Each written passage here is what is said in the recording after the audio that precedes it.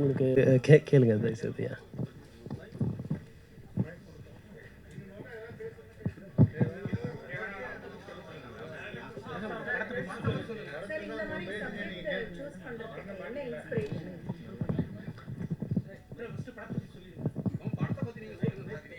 கண்டிப்பாக சார், கண்டிப்பாக. Okay sir, okay, நல்லது. ஸோ அதான் இப்போது தென் சென்னை இந்த மூவி நம்ம எடுத்திருக்கோம். இதோட இன்ஸ்பிரேஷன்னு பார்த்தீங்கன்னா, ஆக்ஷன் த்ரில்லர் ஜானர் எனக்கு பொதுவாக பிடிக்கும். அண்ட் அதுலேயும் வந்து ஒரு எமோஷனல் கனெக்ட் இருக்கணும்னு நினைக்கிறதுனால ஒரு ஃபேமிலி ட்ராமா ஆக்ஷன் த்ரில்லராக தான் எடுத்திருக்கோம். அண்ட் அது நிறைய பேருக்கு இப்போ பார்த்தவங்க எல்லாருக்கும் கனெக்ட் ஆகிருக்கும்ன்ற ஒரு நம்பிக்கை இருக்குது. ஸோ இதோட இன்ஸ்பிரேஷன் பார்த்தீங்கன்னா, சின்ன வயசுலேருந்தே 2 விஷயம் தான் அதிகமாக ஆசைப்படுறது. ஒன்று கிரிக்கெட், இன்னொன்று வந்து film making. And film making வந்து பண்ணுறதுக்கான வாய்ப்பு இப்போ கிடச்சிது. கோவிட் லாக்டவுன் அப்போ தான் வந்து ஃப்ரெண்ட்ஸ் எல்லாம் சேர்ந்து டிஸ்கஸ் பண்ண ஆரம்பித்தோம். அப்போ வந்து ஐடியாஸ்லேருந்து ஸ்டார்ட் பண்ணி தான் இந்த மேக்கிங் வந்து ஸ்டார்ட் பண்ணோம். அண்ட் தென் சென்னையில் சார் இங்கே ரைட் சார் இங்கே ரைட் சைட் சார் தென் சென்னையில் வந்து நீங்கள் காட்டியிருக்கீங்க. வட சென்னை தென் சென்னை 2 இருக்குது சரிங்களா. தென் சென்னையில் இருக்கிறவங்க எல்லாருமே வந்து பொலிட்டியாக இருக்காங்க. என்னென்னா ரொம்ப ரொம்ப மெச்சூர்டாக பணக்காரங்களாக இருக்காங்க. அவங்க தான் வந்து நிறைய இடத்துல வந்து பெண்களை மிஸ்யூஸ் பண்ணுறது, குழந்தைகளை வந்து அப்படியே விட்டு போகிறது மாதிரி காட்டியிருக்கீங்க. அது உண்மையாலும் நடக்குதா?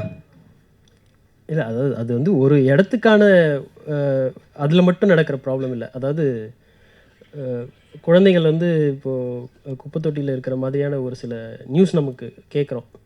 அது கோவிட் டைம் அப்போ கூட ஒரு சில நியூஸ் அந்த மாதிரி நடந்தது. அது ஒரு ஏரியா ஸ்பெசிஃபிக்லாம் கிடையாது. பிரச்சனைகள் எல்லா இடத்துலையும் தான் இருக்குது. அது ஒரு இடத்த பொறுத்து மட்டும் கிடையாது. அது தென் சென்னையில் மட்டும்தான் நடக்குது அப்படி சொல்ல வரல. இந்த இடத்துல இந்த கதைக்கு அது தேவைப்பட்டுச்சு. இல்லை ஆக்சுவலாக என்னென்னா நிறைய நியூஸ் நீங்கள் பார்த்தீங்கன்னா அது மாதிரி இருக்கிற ஆளுங்க தான் வந்து குழந்தைங்கள வந்து இது மாதிரி குப்பையில் தொட்டி போடுது. ஆனால் ஒரு சில இடத்துல மட்டும்தான் அடித்தட்டு மக்கள் பண்ணுறாங்க. அது கூட வந்து போலீஸ் ரிக்வயரி பண்ணி கொடுத்துட்றாங்க சரிங்களா. ஆனால் தென் சென்னை பணக்கார வீட்டில் நடக்கிற விஷயத்த வந்து போலீஸ் மறைக்கிறாங்கன்னு சொல்லிட்டு ஒரு விஷயம் காட்டுறீங்க. அது உண்மையா? இல்லை, அது அந்த குழந்தை பற்றி வர்றதுல போலீஸ் என்கொயரி இதில் காமிக்கல நம்ம. ஆனால் வந்து ஒரு ஸ்பெசிஃபிக்கான சிட்டி ஆமாம்.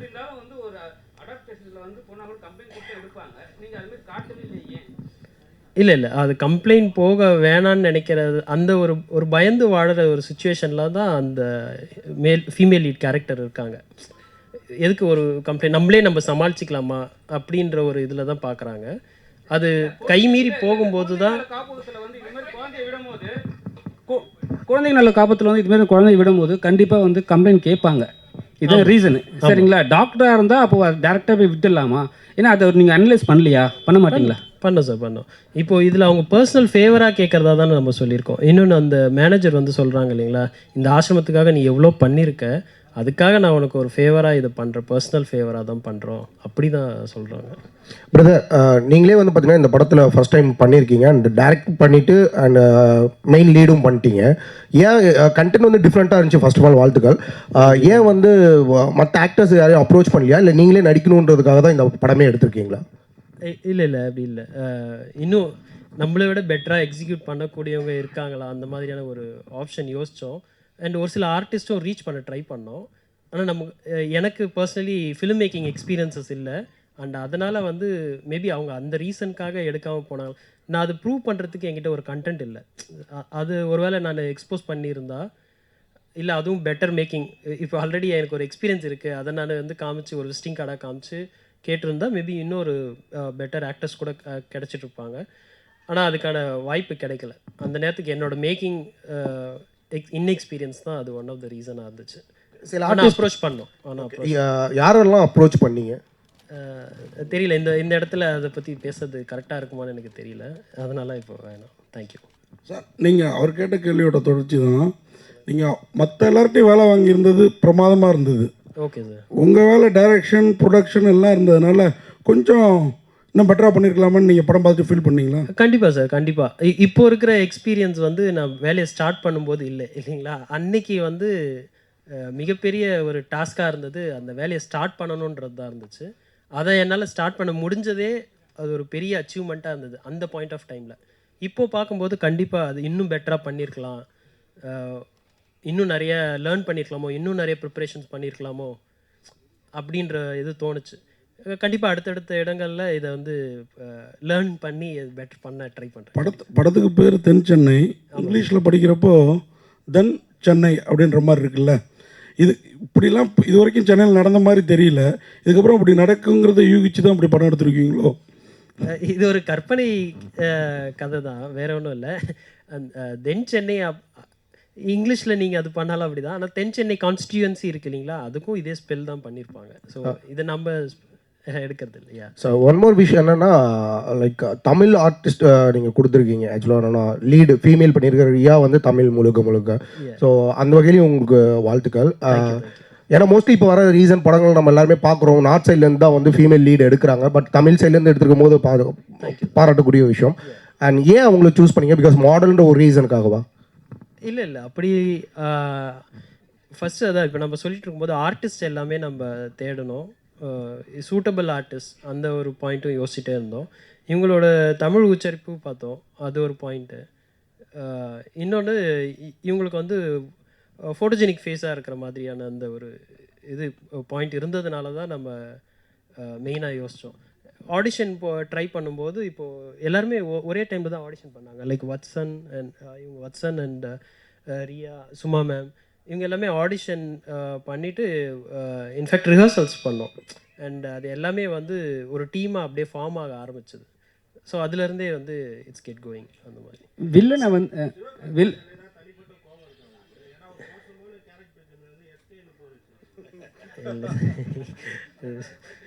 அதாவது இல்லை, சிவகார்த்திகேயன் மேலே வந்து தனிப்பட்ட கோவம் எதுனா இருக்கா? மோசமான ஒரு கேரக்டருக்கு வந்து எஸ்கேன்னு பேர் வச்சுருக்கீங்க. இல்லைங்க, அதாவது இல்லை எஸ்கேன்னா இப்போது சல்மான் கான் கூட சொல்லலாம். யார் இல்லை அப்படி இல்லை எஸ்கேன்னு யாரை குறிப்பிட்டா? இல்லை அப்படி இல்லை. என்ன பேர் சந்தீப்ன்றீங்க, சந்தீப் குமார். இல்லை நான் என்ன விஷயம் இல்லை என்ன விஷயம்னு சொல்லிடுறேன். ஒரு வெரி குட் பெர்ஃபார்மர், அதை நீங்கள் மறக்க முடியாது இல்லைங்களா. வத்சன் அவங்க பண்ணியிருக்கிற ரோல். ஆனால் அவரோட இன்ட்ரொடக்ஷன் பார்த்தீங்கன்னா கதையில் 1/2 மணி நேரத்துக்கு அப்புறம் வருது.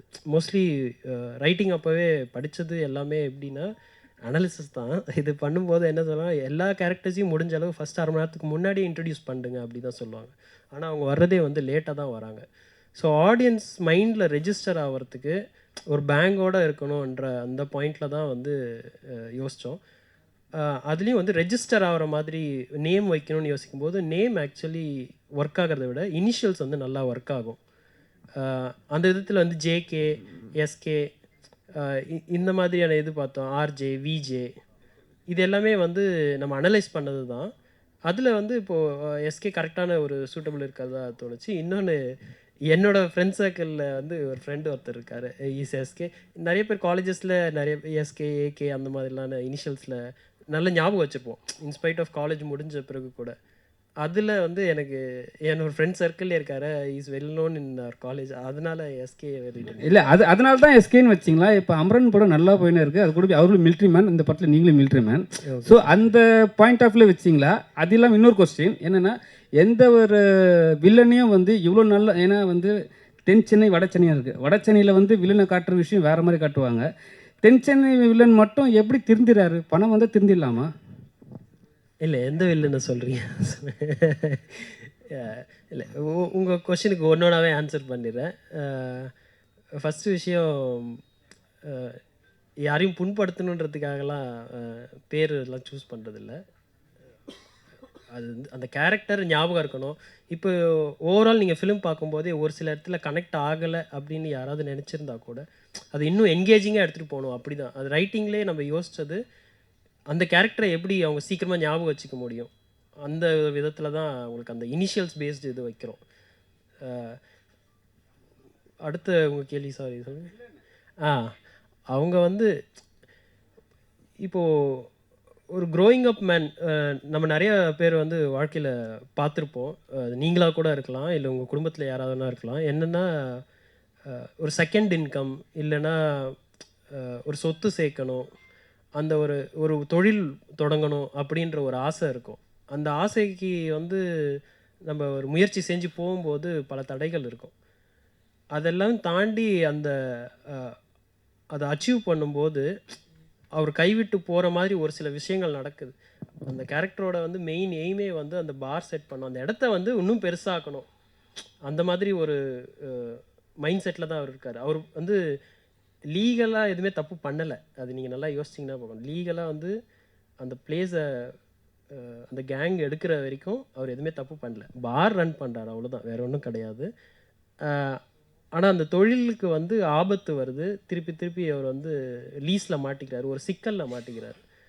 இது வந்து எனக்கு மட்டும் இல்லை, என்னோடய ஃப்ரெண்ட்ஸ் சர்க்கிளில் அவங்கக்கிட்ட ஒருத்தவங்க பர்சனலாக பேசும்போது, ஆமாம் நான் ஒரு தொழில் பண்ணேன், அது நஷ்டமாயிடுச்சு, இல்லை அது வந்து இந்த மாதிரி படுத்துடுச்சு, அந்த மாதிரி அவங்க காரணங்கள் சொல்லும்போது அவங்க வந்து நேர்மையற்றவங்களாக இருக்க மாட்டாங்க. நேர்மை இருக்கும், இருந்தாலும் அவங்களுக்கு அந்த வாய்ப்பு சரியாக கிடச்சிருக்காது, இல்லை வேறு ஒரு விஷயங்கள் வந்து அவங்கள தடுக்கி விட்டுருக்கும். அது வந்து அவங்கள வந்து வேற ஒரு மாதிரி மாற்றிடுது. அப்படி ஆகிற ஒரு கேரக்டர் தான் நம்ம சொல்லியிருக்கோம், டோனி அவங்களோட கேரக்டர். அதனால் அவருக்கு எல்லாம் சரியாக நடந்துருந்தால் அவர் நல்லவராகவே இருந்திருப்பார். கரெக்டுங்களா? மாஸ்க் மேனாக அவர் வந்திருக்க வேண்டிய அவசியமே இருந்திருக்காது அவருக்கு. அது எல்லாருமே வந்து கிரே ஷேட் தான் சார். எல்லாருக்குமே வந்து பார்த்திங்கன்னா நல்ல பக்கமும் இருக்குது, கெட்ட பக்கமும் இருக்குது இல்லைங்களா? ஸோ அந்த கிரே ஷேடு வந்து இன்னும் எப்படி டார்க்காக போகுது, என்ன லைட்டாக போகுது, அப்படி தான். இப்போ நீங்கள் பார்த்தீங்கன்னா ஹீரோ கேரக்டராக இருந்தாலும் அவர் தப்பு பண்ணியிருக்காரு இல்லையா? அதில் கேரக்டர் வைஸ் எல்லாருமே வந்து கிரே ஷேட் தான். அந்த சுச்சுவேஷன் தான் மோஸ்ட்லி எல்லாரையும் டிட்டர்மின் பண்ணுது, சார் நீங்கள் குட்டா பேடான்ற அந்த இது. ஒரே ஒரு நிமிஷம், சாரி சார், மேம் ஏதோ ஒன்று கேட்டாங்க. Okay ma'am, okay, thank you sir. அது நீங்கள் யாரையும் புண்படுத்த விரும்பலன்னு சொல்லிட்டீங்க. இங்கே இந்த பக்கம் தான் புண்படுத்த விரும்பலன்னு சொல்லிட்டீங்க. முன்னாடியே சொன்னீங்க நான் நிறைய பேர்கிட்ட கதை சொல்ல ட்ரை பண்ணால் வாய்ப்பு கிடைக்கணும். ஒருவேளை ஏற்கனவே நீங்களே சொல்கிறீங்க, ஏற்கனவே நீங்கள் நிச்சயமாக ட்ரை பண்ணியிருக்க மாட்டீங்க. எஸ்கேட்டை ட்ரை பண்ணி அது முடியாதனால தான் அந்த கேரக்டருக்கு எஸ்கேன்னு பேர் வச்சிங்களா அப்படிங்கிறது ஒரு சின்ன. இல்லை சார், இல்லை, அதாவது நம்ம ட்ரை பண்ணது, அதாவது ஒரு ஆஸ்தான குருவாக யோசித்தது வந்து கமல் சார் தான். ஃபஸ்ட்டு வந்து கமல் சார் அவங்க ஆஃபீஸில் போயிட்டு லெட்டர் மட்டும் கொடுத்துட்டு வந்தோம். அதாவது இந்த மாதிரி ஃபிலிம் மேக்கிங் ஆசை இருக்குது, அந்த மாதிரியான விஷயங்கள் தான். இன்னும் எதிர்பார்க்கல கண்டிப்பாக, ஏன்னா அவங்களுக்கு இந்த மாதிரி 1000 லெட்டர் வரும், நிறைய பேர் அப்ரோச் பண்ணுவாங்க. அதனால் வந்து அவங்களுக்கு ஒரு குரு வணக்கம் மாதிரி கொடுத்துட்டு வந்துட்டோம், மற்றபடி ஒன்றும் இல்லை. ஆனால் மைண்டில் எழுதும்போது யோசிப்போம் இல்லைங்களா, நான் வந்து கமல் சாரை வச்சு எழுதணும், ரஜினி சாரை வச்சு எழுதணும், அப்படி தான். ஏன்னா நான் க்ரோ அப் ஆகும்போது அவங்க தான் த பிக்கஸ்ட் ஐகான். அந்த மைண்ட் செட்டில் தான் எழுதும். மற்றபடி இந்த இதில் சொல்கிற மாதிரி தான், நெகட்டிவ்னு எதுவும் கிடையாது, பிடிக்காததுன்னு எதுவும் கிடையாது, அவ்வளோதான்.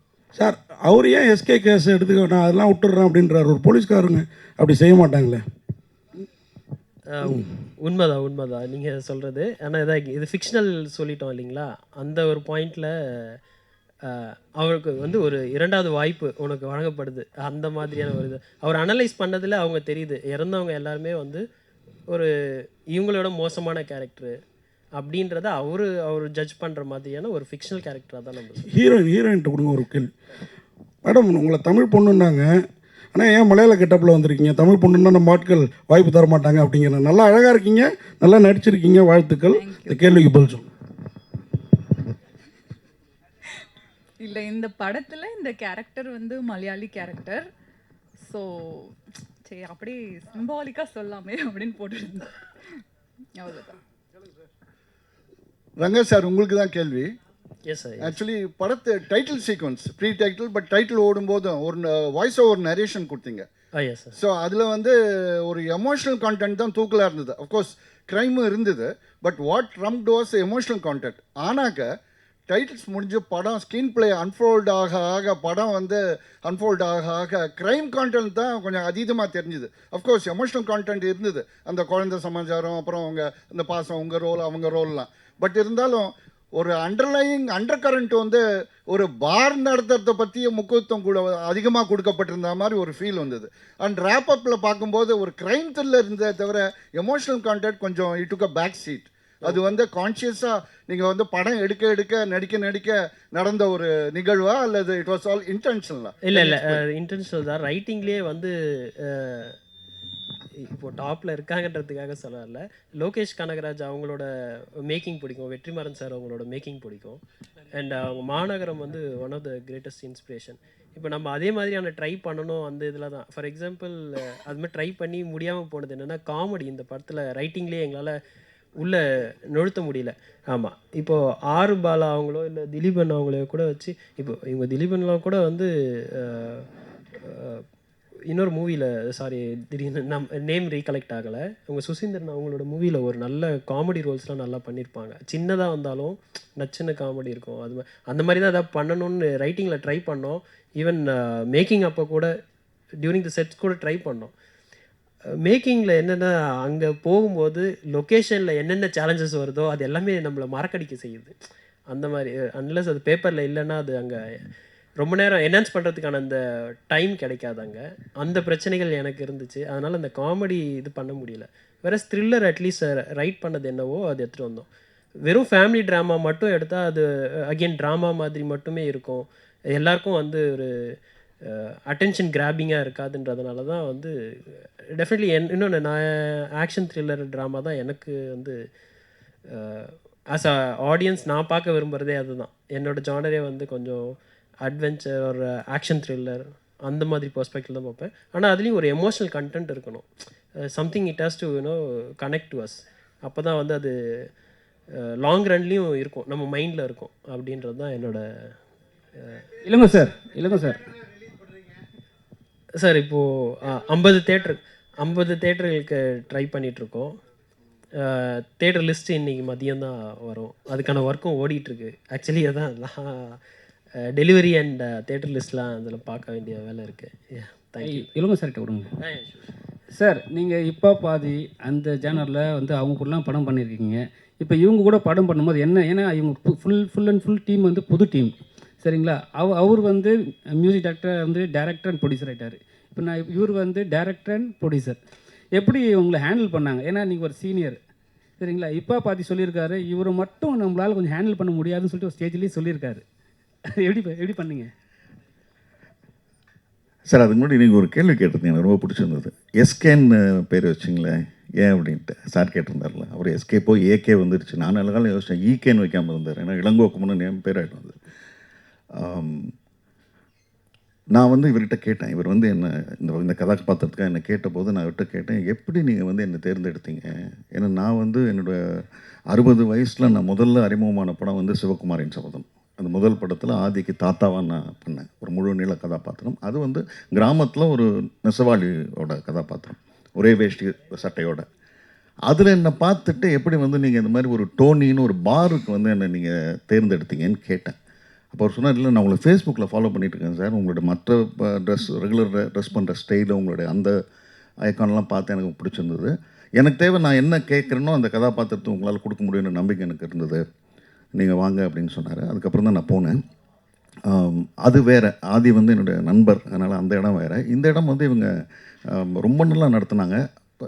சினிமாவில் வந்து அது சீனியர் அதெல்லாம் இருக்கட்டும், பட் ஒன்றா சேர்ந்து அது ஒரு டீம் ஒர்க் தான், எல்லாருமே டீம் ஒர்க்கு. ஒரே ஒரு விஷயம் மட்டும் இவரை பற்றி சொல்லணும். எனக்கு வந்து இவர் அடுத்த நாள் அல்லது அதுக்கு அடுத்த நாள் என்ன காட்சி எடுக்க போகிறாங்களோ அந்த காட்சியை வந்து இவரும் இவருடைய நண்பர்களும் நடித்து மொபைலில் வந்து அதை வந்து ஷூட் பண்ணி அதை வந்து லேப்டாப்பில் போட்டு கொண்டு வந்து என்கிட்ட காமிப்பார். நான் ஷார்ட் போகிறதுக்கு முன்னாடி தான் இன்றைக்கி எடுக்க போகிறோம், இதோ இந்த கேரக்டர் தான் நீங்கள் பண்ணுறீங்க, உங்களோட மேட்ருன்னு. ஸோ என்ன வேணும் அப்படின்னு கேட்குறதுல அவர் வந்து ரொம்ப தெளிவாக இருந்தார். அதனால் அவர் என்ன கேட்டாரோ அதை கொடுக்கறது வந்து எங்களுக்கு ரொம்ப எளிதாக இருந்தது. கிரிக்கெட் கேம்லேயை பற்றி காட்டியிருக்காங்க. அதில் வந்து தெளிவான ஒரு விஷயத்த சொல்லவே இல்லை. ஏன்னா யார் என்ன கேமிங் பண்ணுறாங்க, யார் என்ன பண்ணுறாங்க, யார் பெட் பிடிக்கிறாங்க, அது காட்டவே இல்லை. ஏன் அது மாதிரி கொஞ்சம் தெளிவுபடுத்தியிருந்தால் இன்னும் கொஞ்சம் நல்லா இருந்திருக்குமே. இல்லை, அது ஒரு பெரிய கேம், அது பின்னாடி பெரிய ஹிஸ்ட்ரி இருக்குது. அதில் இவர் ஒரு போர்ஷன் மட்டும்தான் எடுத்துக்கிட்டார். அதில் வந்து இவர் பிரதானமாக எடுத்துக்கிட்டது வந்து இந்த டோனி பாருங்கிற ஒரு இடம். அந்த பாரில் வைத்து என்ன செய்கிறாங்க, அந்த பாரில் இருக்கக்கூடிய பின்னாடி இருக்கக்கூடிய குடும்ப சிக்கல்கள், இந்த கதாபாத்திரம் என்ன கஷ்டப்படுதுன்னு காமிக்கிறது மட்டும்தானே தவிர அதையே பிரதானமாக வச்சு பேசணும்னு அது எடுக்கல. மேபி அதனால் அந்த டீட்டெயில் போகாமல் இருந்திருக்கும். பார் வச்சுருங்க எல்லாருமே குடிப்பாங்க, ஹீரோ மட்டும் குடிக்காமலே காட்டியிருக்காங்க. டோனியும் குடிக்கலையே. சார் கதை வந்து கொரோனா டயத்தில் அப்போ பார்லாம் அலௌடு இருந்ததா? அதே மாதிரி கிரிக்கெட் மேட்ச் கூட நடந்த மாதிரி எனக்கு தெரியல. துபாயில் லாஸ்ட்டாக நடந்ததோ? ஆமாம் சார், அதை தான் சொல்லியிருக்கோம். ஆக்சுவலி பார்த்தீங்கன்னா 2019 நீங்கள் அந்த டைம்லைன் நோட் பண்ணிங்கனாலே தெரியும். நம்ம ஃபஸ்ட் கோவிட் லாக்டவுன் அதெல்லாம் சொல்கிறோம் இல்லைங்களா, அதுக்கப்புறம் அது நடக்காத மாதிரியும் ஸ்டாப் பண்ணிட்ட மாதிரியும் தான் சொல்கிறோம். அதனால தான் அந்த ஃபஸ்ட்டு பிளான் பண்ணுற அந்த மாஸ்க் டீம் இருக்காங்க இல்லைங்களா, அவங்க வந்து அப்செட் ஆகிறதுக்கு ரீசனே அதான். அந்த அந்த பசங்களும் வந்து ஒருத்தவங்களாம் வெளியில் வர்றதுக்கு காரணம் என்னென்னா, அந்த கையில் இருக்கிற காசு எல்லாமே வந்து தீர்ந்து போகிறதுனால தான் அவங்க வந்து செகண்ட் லாக்டவுன் வரைக்கும் காத்திருந்து அதுக்கப்புறம் வராங்க. அதுவும் வேறு வழி இல்லாமல் கையில் காசு இல்லாமல், அந்த மாதிரியான இதை தான் நம்ம சொல்லியிருக்கோம். சார் அது மாதிரி இதில் நடித்த எல்லாருமே ரொம்ப பொறுக்கி எடுத்து பண்ண மாதிரி இருந்தது. அதுவும் இந்த இவர் இருக்கிறாரு, இவர் அந்த எஸ்கே கேரக்டர், அவர் போலீஸு சார், இளங்கோ சார் தெரியும் நமக்கு, வேறு லெவலில் எல்லாருமே பண்ணியிருக்காங்க. இது கதை எழுதுகிறப்பே இவங்க தானே யோசிச்சிங்களா? இல்லைங்க, அப்படி இல்லை. அதான் கதை எழுதும்போது நாம் ஸ்க்ரீனில் பார்த்து யாரை வேணுமோ அவங்கள வச்சு தான் எழுதுவோம். அப்போ வந்து இவங்களை பற்றி எல்லாரையும் பற்றியுமே தெரியாது. அப்புறம் ஆர்டிஸ்ட் ஒன்று ஒன்றா நம்ம சூஸ் பண்ண சர்ச் பண்ணும்போது அதுக்கப்புறம் யாரை வச்சு பண்ணால் பெட்டராக இருக்கும், நம்மளோட அவைலபிலிட்டி என்ன, நம்மளால் எவ்வளோ ரீச் பண்ண முடியுது அப்படி பார்த்து தான் பண்ணோம். அப்படி பண்ண பல முயற்சிகளுக்கு அப்புறம் தான் வந்து இளங்கோ சார் ஆகட்டும், நிதின் மேத்தா சார் ஆகட்டும், இவங்க எல்லாருமே வந்து ரீச் பண்ணது கொஞ்சம் லேட்டு தான். ஆக்சுவலி நம்ம பல சர்ச்சுக்கு அப்புறம் தான் வந்து இவங்க எல்லாமே கிடைச்சாங்க. வச்சனும் அந்த மாதிரி தான். அவங்களோட ஒர்க்கை பார்த்து இந்த இந்த டைமில் வந்து நான் வாசு சாருக்கு வந்து தேங்க் பண்ண விரும்புகிறேன். அவங்க மூலிமா தான் வந்து டீமில் நிறைய பேர் வந்து ஆசைப்படானாங்க. அவங்க இது டர்மரிக் மீடியாவில் கூட ஈபியாக இருந்தாங்க. அவங்களுக்கு இந்த இந்த டைமில் நன்றி சொல்லிக்கிறேன். தேங்க்யூ. அந்த மேடம் கேரக்டர், ஹீரோயின் எல்லாமே நல்லா பொருத்தமாக பண்ணியிருக்கிறாங்க. அடுத்த படத்தில் நீங்களும் இன்னும் நல்லா பண்ணுவீங்கன்னு நினைக்கிறோம். கண்டிப்பாக சார், வாழ்த்துக்கள். கண்டிப்பாக. தேங்க்யூ. மியூசிக் டைரக்டர் பற்றி சொல்லுங்கள் சார். அதை பற்றி ஒன்றுமே இல்லையே, கேமராமேன் வந்திருக்கிறாரு. ஆமாம் சார், ஆமாம். இப்போது உங்கள் எடிட்டரும் வரல, அவங்களோட அவைலபிலிட்டி இங்கே இல்லை, அவங்க ஹைதராபாத் போயிட்டாங்க. அதே மாதிரி மியூசிக் டைரக்டர் அவங்களோட அவைலபிலிட்டி இல்லை. பட் அதர்வைஸ் அவங்களோட ஒர்க்லாம் பார்த்துருப்பீங்க, ரொம்ப நல்லா எக்ஸம்ப்ளரியாக பண்ணியிருப்பாங்க. அண்ட் சாங்குக்கு வந்து சிவா பத்மையன் அவங்க பண்ணியிருந்தாங்க. அவங்க வந்து இலங்கையிலேருந்து அவங்க சாங்க்கு ஒர்க் பண்ணாங்க. பேக்ரவுண்ட் மியூசிக் ஒர்க் பண்ணது ஜென் மார்ட்டின் அவங்க பண்ணாங்க. ரொம்ப நல்லா வந்திருக்கு, நீங்கள் கேட்டிருப்பீங்க. Thank you so much. Thank you so much. Thank you. And Nitin சாருக்கு யாரோ கொஸ்டின்ஸ் இருந்ததுன்னா கொஞ்சம் நீங்கள் சொல்ல முடியுமா தமிழில்? ஷோர். இல்லை அது அவங்களே கூட நீங்கள் சொல்லுங்கள். ஏன்னா அவர் வந்து சிவகார்த்திகேயன் கூடலாம் நடிச்சிருக்காரு. ஆமாம் ஆமாம். சரிங்களா, இங்கிலீஷ் பாலிவுட்லாம் பண்ணியிருக்காரு. தமிழில் வந்து அவர் பண்ணும்போது சில விஷயம் வந்து அவரை வந்து ரொம்ப நல்லவராக தான் காட்டியிருக்கீங்க கடைசியாகவே அவரை. ஏன்னா அவர் நல்ல ஒரு ஆக்டர், நல்ல villain.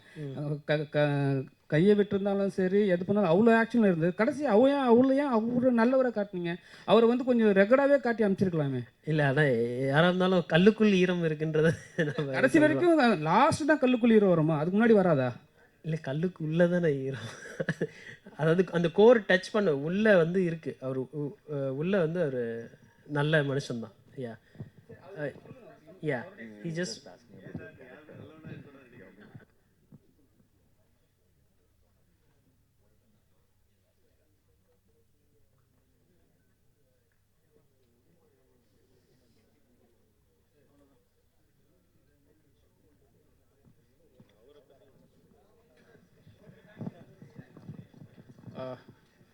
First of all, the story demanded that I have to be a negative shade and then have some human factor inside me.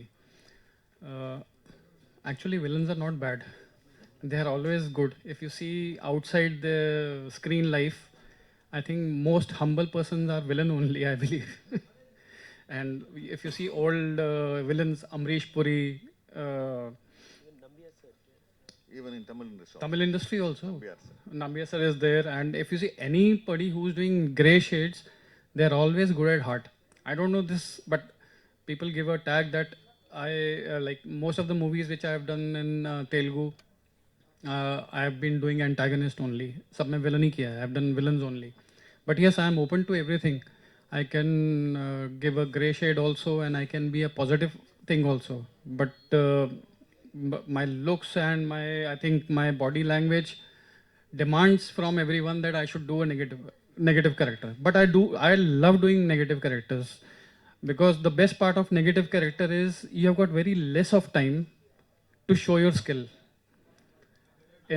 Out of 2 hours, 3 hours, you will be getting 5 minutes, 10 minutes, 15 minutes, maximum 20-25 minutes.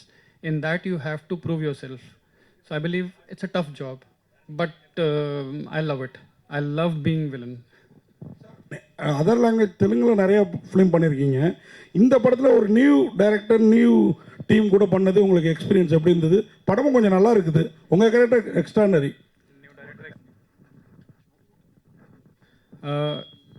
I've done about 6 Telugu movies now, and next one is coming in January with Balakrishna sir. So I had already done Akhanda and all. In that I played main villain. He gave me a call.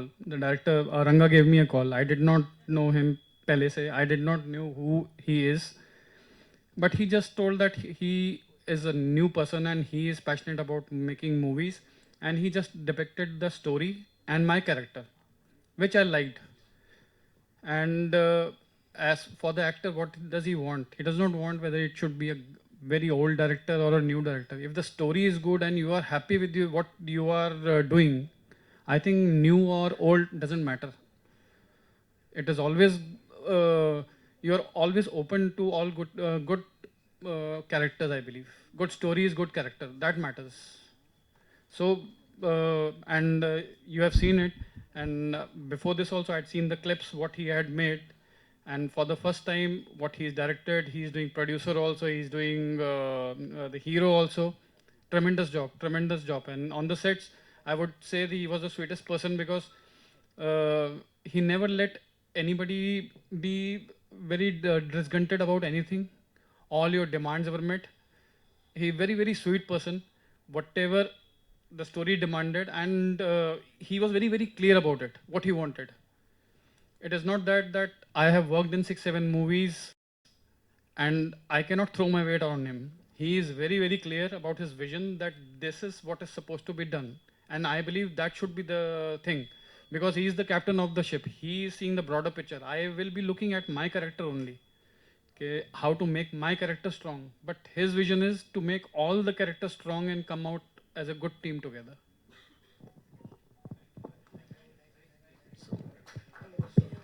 Sir முக்கியமாக ஒரே ஒரு request sir. அதான் இப்போது நிறைய பேர் சொன்ன மாதிரி இங்கே ஸ்கோப் ஃபார் இம்ப்ரூவ்மெண்ட் இருக்குது.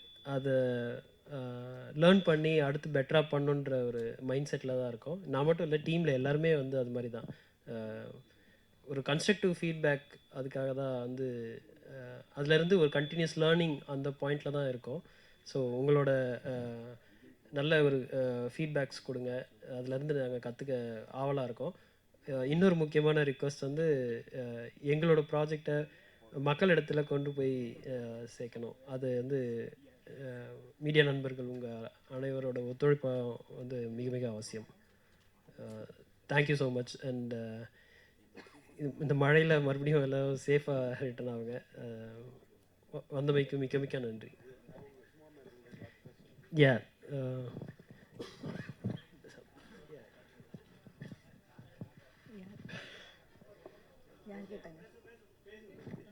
ஹலோ, சொல்லுங்க.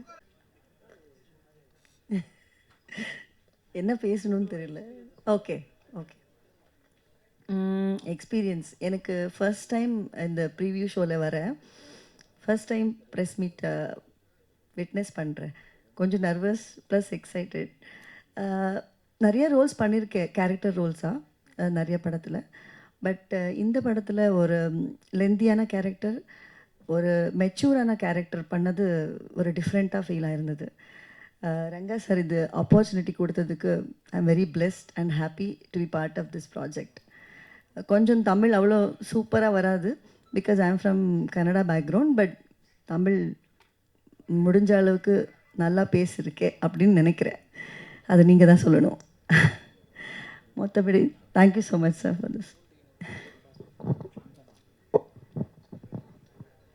அனைவருக்கும் வணக்கம். ஃபஸ்ட்டு வந்து ரங்கா சாரை பற்றி சொல்லணும். ஏன்னா வந்து ஐடி கம்பெனியில் வேலை பார்த்து அங்கேருந்து ஒரு பேஷன் சினிமா மேலே வந்து வந்து 3 அவதாரங்கள் ஒரே நேரத்தில் எடுத்திருக்காரு. தயாரிப்பாளர், இயக்குனர், ஹீரோ. மிகப்பெரிய பொறுப்பு. ஆனால் ஷூட்டிங் ஸ்பாட்டில் பார்த்திங்கன்னா ரொம்ப சாதாரணமாக இருப்பார். எந்த டென்ஷனுமே வச்சுக்க மாட்டார். கரெக்டாக அந்தந்த வேலையை அவங்கவுங்க பிரித்து கொடுத்துருவார். கோ-டைரக்டர் ஹரேராம் சார் வந்து ஃபஸ்ட்டு நான் அவரை தான் மீட் பண்ணேன். அவர் நிறையா வந்து அந்த அந்த படத்தில் அவரும் நிறையா அவருடைய விஷயத்தில் நிறையா இது பண்ணார். அவருக்கு முதல்ல நான் நன்றி சொல்லிக்கிறேன்.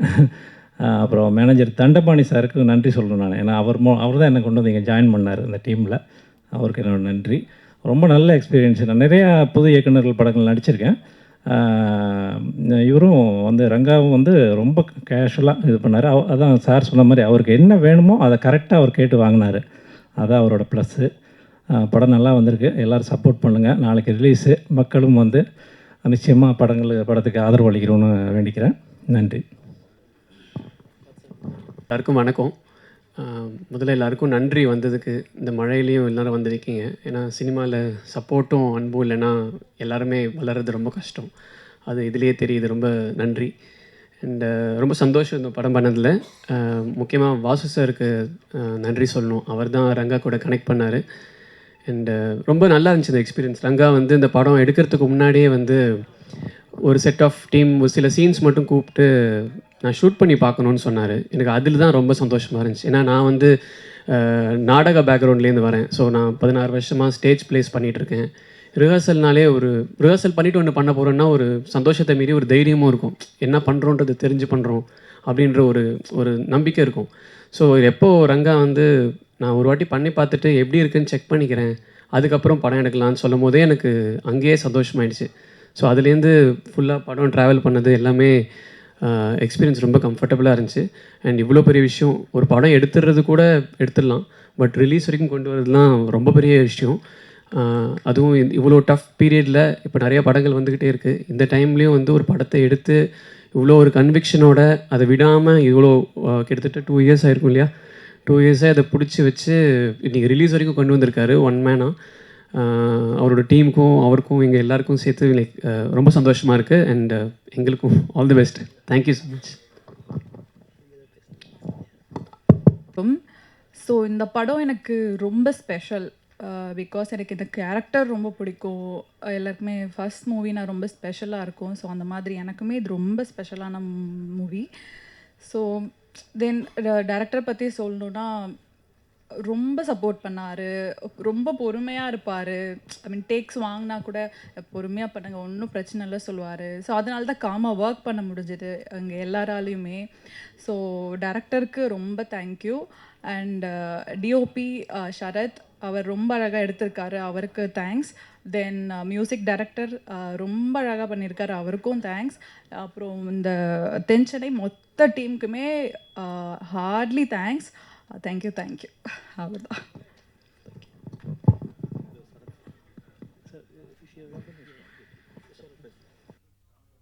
எல்லாருக்கும் வணக்கம்.